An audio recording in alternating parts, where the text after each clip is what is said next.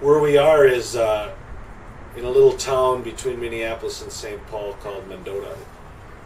But in the Dakota language, it's a lot more important than that. It's the Bedote. It's where the rivers meet.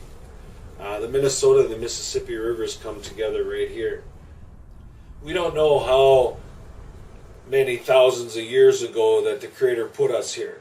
But this is where we were put. Right on Pike Island does our stories come from. This is where our creation stories come from. This is where our Genesis is. This is our Garden of Eden.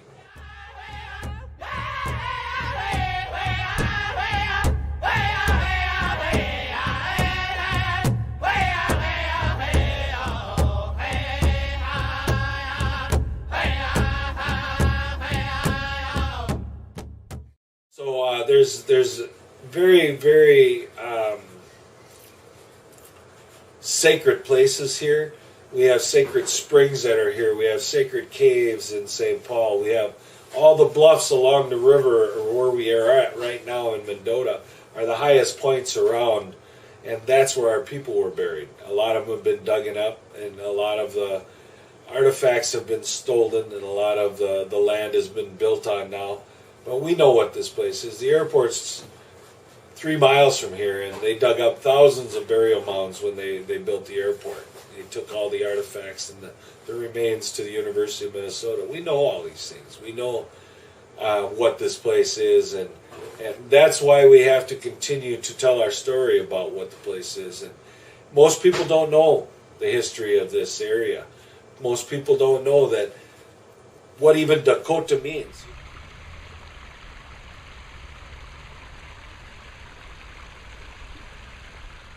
Right across the river from where we are is a spring called Coldwater Spring, and the only falls, natural falls, that are on the river system, which they call it laughing water, but it's really Minnehaha. It's rough, turbulent water falls is what it's called. And between the falls and that spring was a place where they would have what modern day people would call a rendezvous. And one time of the year they'd get together there, and people from all different nations would come by canoe and horseback and different ways, most of them from on the water around here, and come there. And before horses they walked, and they would come with their packs and everything, and they would trade here. They'd have ceremonies here. There was an ancient village here too, right by Coldwater Spring. That was the first. This is where the first fire comes from, of the whole Dakota or Lakota, Nakota.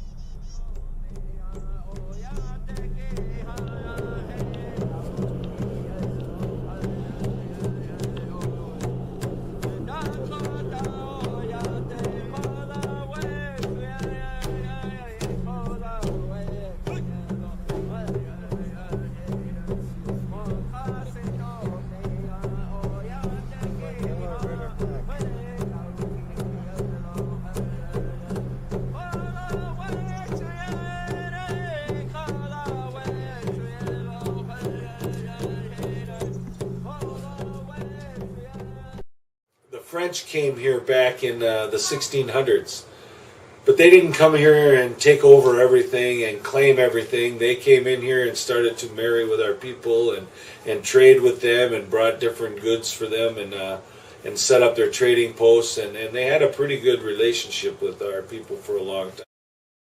But that all changed in 1805 when they signed the first treaty, Zebulon Pike. The French sold the Louisiana Purchase. I call them the French fencers too, because they sold something that wasn't theirs. They sold our lands from Mississippi west. They sent Lewis and Clark out west. Well, they sent Zebulon Pike up north to see what they had bought in this Louisiana Purchase, and he came right to Mendota. He came right to the Bedote, and on Pike Island he talked to the 7 chiefs of the Mdewakanton people about having land here for a military reservation to keep the settlers that were coming off our land. We were called, as the Dakotas around here, the cutters, and those that lived around the fort, because they built the fort where we always lived. You know, it's kind of difficult to say that we were traitors or that we went to live by the fort when they built the fort right where we always lived.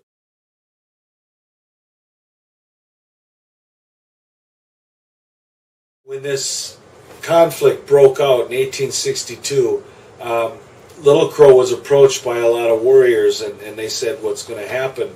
We got to take our land back, because in 1851 they signed treaties giving all of Minnesota away except for 10 miles on each side of the Minnesota River. Well, on each side of that Minnesota River is the best farmland in the country. And there's green giants there now, you know, and I mean, this is a valley that flooded out, and that's where they grew the crops. So they encroached on that, of course. You know, the settlers came and they're like, well, why are we going to farm in the rocks when we can go down here in the valley? And soon, by 1862, our people couldn't hunt anymore. There was no more hunting for them because it was all private land, and they couldn't fish.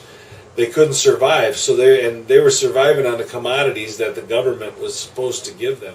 90% of the time when the money did come, it was given right to the traders that were here, because through the year they would give what they called credit to our people at inflated rates and everything else to keep them supplied with the food and everything else they needed. And it was late August or mid-August when the money was actually supposed to be coming on a train, and the gold, and the traders, and this one trader in particular down in Morton, Minnesota, told our people, you're not getting any more credit until we get our gold, we get our money from the government.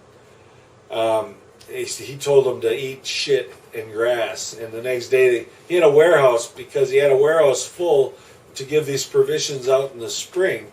By this time, it was mid-August, that some of it had started rotting and everything else already. Some of these provisions weren't even any good.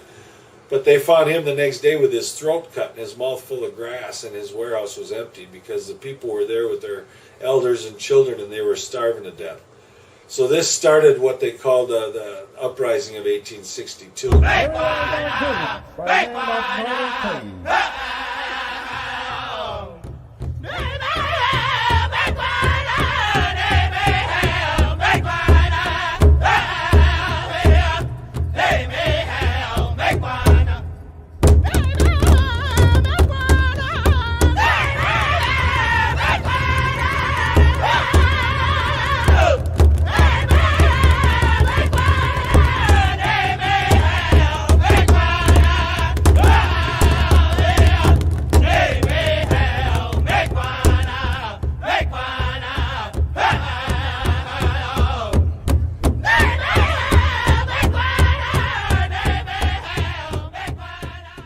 They were marched, the women and children, from Morton, Minnesota to Fort Snelling, where they built a stockade.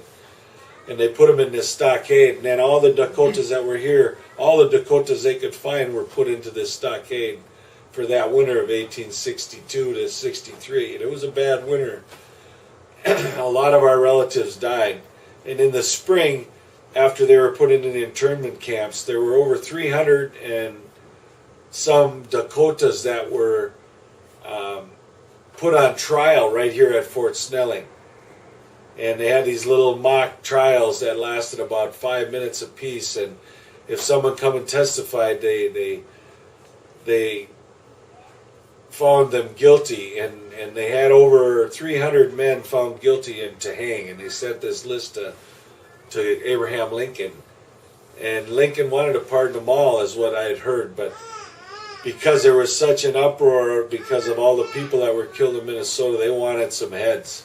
They wanted heads to roll. They wanted some more Dakotas killed. So Lincoln pardoned all but 38. And those 38 were here. They were imprisoned at Fort Snelling. Then they were marched down to Mankato, Minnesota. And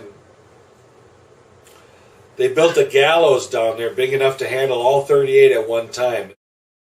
December 26th, 1862, they hung 38 Dakotas at Mankato. It was the largest mass execution in the history of this country, and maybe the world, as a hanging goes at one time.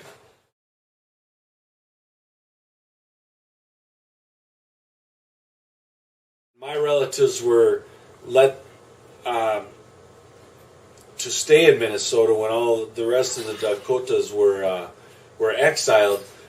Sibley, who was a general at the time, and he was the one that condemned most of our people to death. But our relatives worked with Sibley, or Sibley kind of controlled them and housed them. And he took all the land around here, all this land around Mendota. But he kept 10 acres up on the hill here. It's called Sibley's Indian Homes. And what he did is because Act of Congress of 1863, most of my relatives had already been farmer Indians, like I said, were the cut hairs, were going to the church here already and doing those things. An Act of Congress of 1863 promised lands and money to our people to start over again. Well, that land and money never came. So they were up here on this land, and Sibley corresponded back and forth with Washington because he was getting tired of paying for it himself. So he wanted money, he wanted compensation from the government for these people and the monies that was promised through that Act of 1863. And it never came.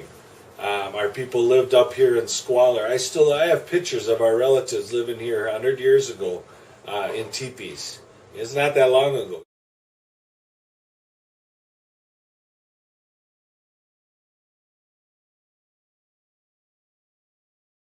We weren't raised native at all. My mother would talk about, she said we're related to a great chief, but we never knew who he was. I'd say, Mother, who is that? And she'd say she didn't know. We now know it's Little Crow. She didn't talk about the Indian side of her at all, because when she lived out in Shakopee, her father farmed over half of Shakopee in the 40s, late 30s, early 40s. And grandmother had a place here in Mendota, so they went back and forth from the farm where grandfather farmed and the house that grandmother had here in Mendota. And it just wasn't talked about much. My mother said she was treated horribly when she went to school out. Then it was called the Prior Lake Indian Community. And they were treated very badly. So grandmother made them stay basically here in Mendota and go to school. I talked to my dad a lot about Mendota and the things that went on here. And as I was growing up, he would never talk about it. He never talked about his father, his mother. I never knew his mother or grandmother, or my grandmother or grandfather. My grandfather passed away when he was probably in his right in his 50s or so. He was in a car accident. I don't know if anybody had mentioned that before about what happened with him. He was living down in Shakopee on the reservation, him and my dad and my grandfather, and he was in a car accident while he was living down there. And he was taken to the hospital in Shakopee and was refused treatment because he was an Indian. They told him that they don't take his kind there, and he had to take him to an Indian hospital. The closest Indian hospital was in Pipestone. So they had to take the drive, send an ambulance from Pipestone up to Shakopee, where my dad was, and pick him up and take him all the way back down there, and they wouldn't even treat him because he was Indian. He ended up dying probably about 3 weeks later. They say it was from pneumonia, but I feel it was probably from the injuries. He had internal bleeding and compound fractures and things from the car accident. The policy of the United States government in the late 1800s was to save a child, kill the Indian. And they rounded up and they kidnapped our children for, almost 80 years. They would come and take them away at 5 years old, take them to boarding schools, which were nothing but concentration camps, and teach them English and cut their hair and put uniforms on them and make them do all these menial tasks to keep these damn places running. And I'm not making this stuff up. You can look on any website, and any historical society in this country has the same pictures, has the same story, that all of our people were put into boarding schools. And we're trying to live through those kind of things still today. My grandmother, Lillian, Felix was sent off to boarding school. She went out to, I don't know if it's out in Pennsylvania, Carlisle boarding school, and she was pretty much taken away from her family. Went out there and had to work out there during the summer when she wasn't in school. My understanding was she wasn't able to do any of the native ceremonies. She wasn't able to speak the language. They told her that she had to live like a white person, I guess you would say, and wasn't able to do any of the things that she was able to do before. I think she's from Sisseton, South Dakota, and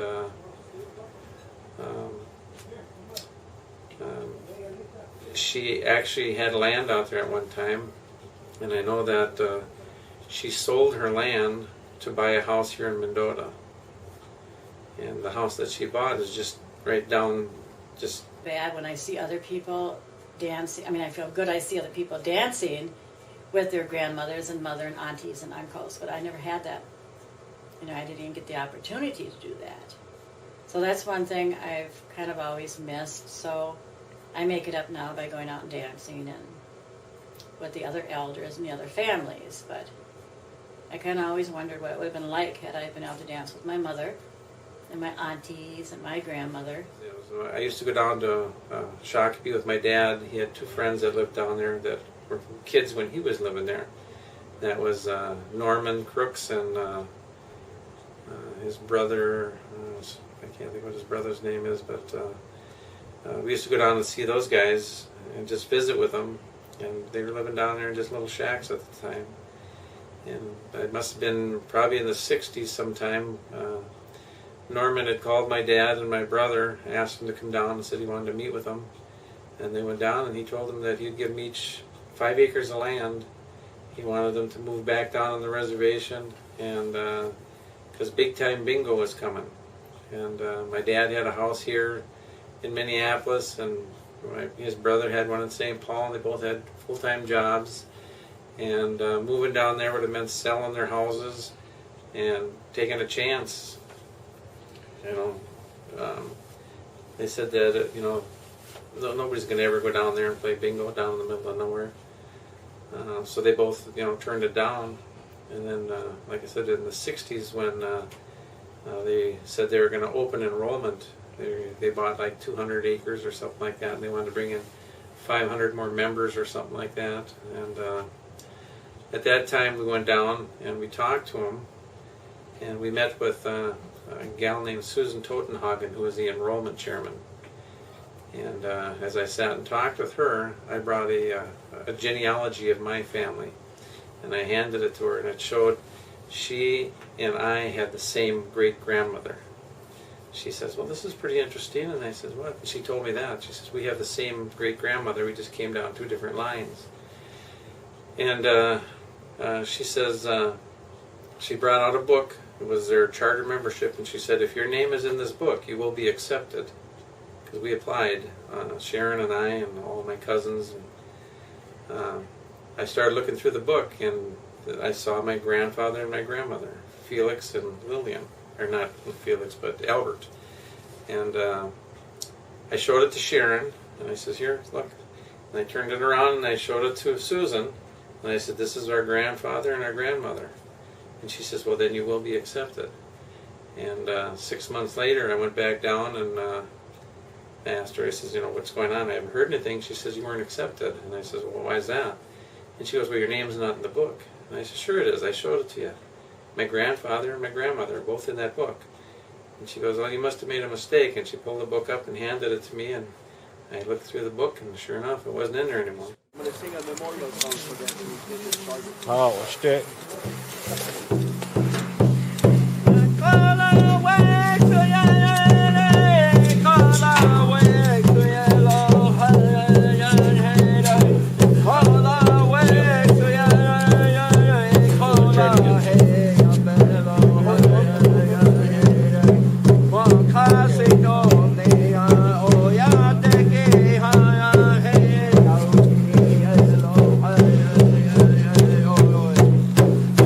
Dakota.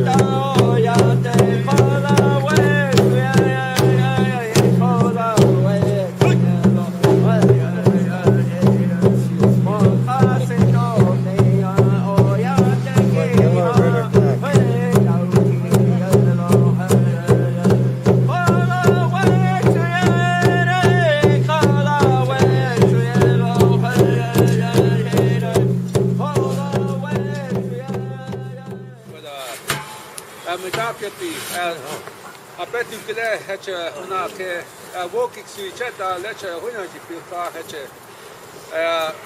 Dakota Oyate, na hatch a quality, some hatch a walking copy as the creator gave us a beautiful life. The creator gave everything that we need to be happy.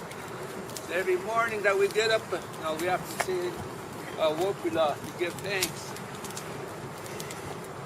And the life that we have.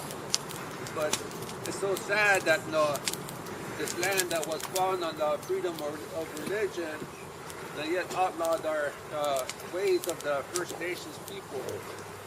Over 100 years ago, what happened here? They put people on the reservations, concentration camps. They put people in prisons, and that we hear more today because of it's not it's really not good to talk about this, but we still have to talk about what happened to our relative, the Dakota relative, that in this land, the sacred land here. This is a very sacred land. This is where the Creator put us. This is where our stories come from. Right where the rivers meet. Right where this island is. The 7 stars of Orion, we came from there. The Ochete Shakoe, the 7 fires. This is our Garden of Eden. This is our place of our Genesis. But it was also a place of our, they tried to make it a place of our genocide. They tried to eradicate our people. There's still a federal law that outlaws Dakotas from being in Minnesota. There's still a federal law that's out there that they haven't changed. But we're still here. We're not the exact people that were here at one time, but their blood runs through my veins. The camp woman told us that the 4 colors of us have to come together and pray together and save the earth for our future generations, for our babies. Otherwise, there's not going to be. This could be the last carrier of the bundle. But people are starting to wake up to this idea. They're starting to finally realize global warming. The earth has to get really mad. Mama's mad. She's really mad at us. Look what she's doing. She's flooding and burning and shaking.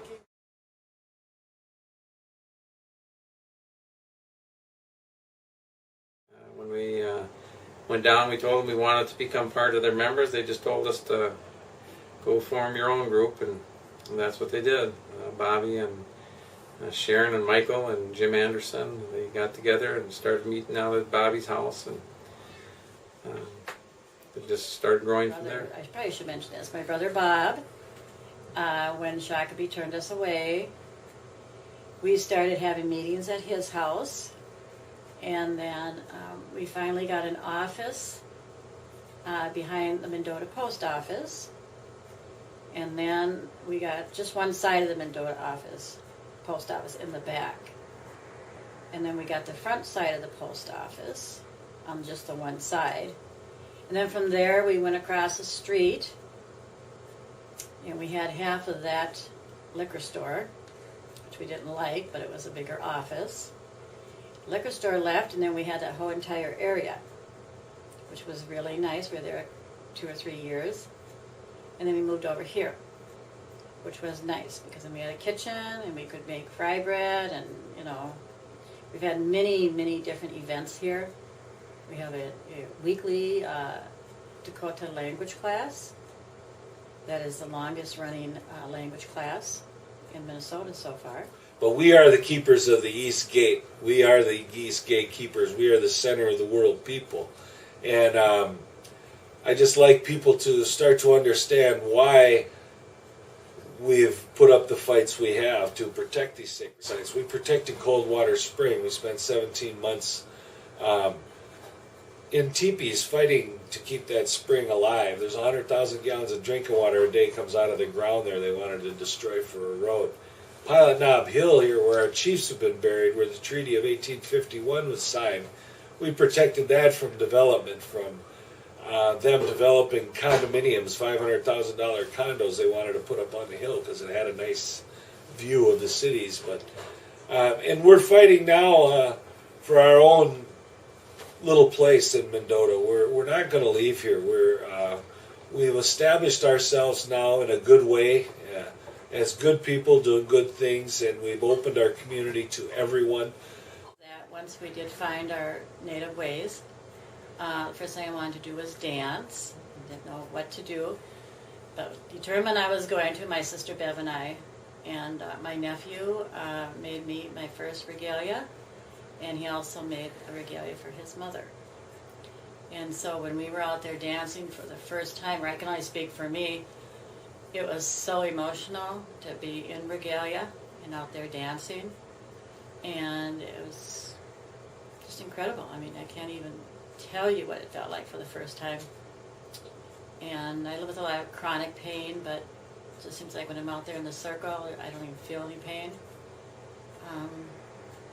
And it's awesome. And I see a lot of Native women who still don't dance for whatever reason. So I've been talking to a lot of them. A lot of them are starting to get out there. And I enjoy working with the community, doing the things we do, fighting for sacred sites, remembering the traditions. I really enjoy the powwows every year. We have an anipi out in the backyard here where we do sweat lodges, and I've come to meet a lot of people, know a lot of people, just a lot of the people in the Native community that have become involved with us, and a lot of non-Native people who are involved with us, and I just enjoy what I'm doing. For gas, I was getting $25 a week for about 6 months. Now I'm getting $50 a week. So I'm not doing this for the money, that's for sure.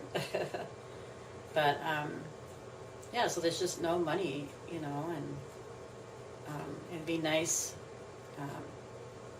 I've always been told if we got federal recognition, you know, there'd be people out there to help us, you know, get grants, further grants. So maybe each person who works here could be paid. A paid staff would be nice, you know.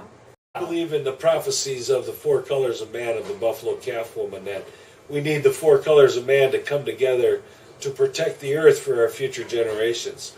So we aren't prejudiced against the 4 colors of man. We're not saying the Indians are the only way you can survive. We're not saying the Indian way is.